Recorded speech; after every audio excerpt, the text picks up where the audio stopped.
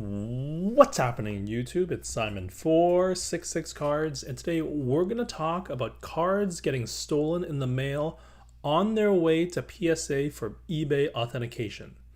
This story comes to us courtesy of Victory Investments on Instagram, who is a very good follow, so follow him if you aren't already. And he had this card stolen in the mail on its way to PSA for the eBay authentication. And you can see that this happened about a week ago. But the thing is, this was just the first card that he had stolen on its way to PSA for eBay authentication. He posted a story a few days later saying that he had a second card stolen again on its way to PSA for eBay authentication. So that's two cards stolen within like a week or two. You can see here he's holding up two fingers just now. And after that, he started talking to a USPS investigator, and that investigator told him that Santa Ana and their post office receives 3,000 to 4,000 packages per day, and that everybody in the USPS knows the specific address for cards going to PSA, and that they know as a result that these will be cards. And this investigator also said that there is lots of theft and fraud to the point that they might be opening an FBI case. So that is a lot of theft. It can't just be one or two or three. There is a big problem with theft for cards going to PSA for eBay authentication. After this video was posted, he started getting a bunch of information from other people on Instagram saying that it's not just a USPS problem, it is also a problem with FedEx. And I believe UPS, don't put me on that, but it was definitely a problem with FedEx. And he started sharing a bunch of stories which have already disappeared because it's been more than 24 hours. But basically, it's a problem with not just USPS. And so I think the irony here is that the eBay authentication program was put in place to prevent fraud and theft.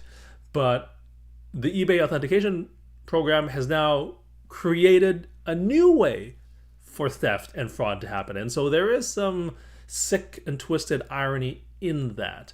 I do believe that the eBay authentication program is a good idea. I do believe it helps build confidence for both buyer and seller. And me having had cards sent to eBay authentication as both a buyer and seller, I am a fan of the program. But this is a problem. And I'm not sure exactly how to solve it other than there needs to be more checks and balances along the way. But I mean, if you're sending cards to this post office in Santa Ana where PSA is located, that can come from all over the country. And you just need to know what you're looking for if you're somewhere along the way to then open up that package, take that package, whatever it may be. So I'm not exactly sure how to fix it, but hopefully Nat Turner and the people at eBay are looking into this. What was interesting was that Sean, which is the name of the guy who runs the Victory Investments Instagram, again, follow him if you're not already, he did give one tip that the USPS investigators said would help reduce the likelihood of your package being opened or taken. And that was to not use express envelopes or padded envelopes and to use a box instead.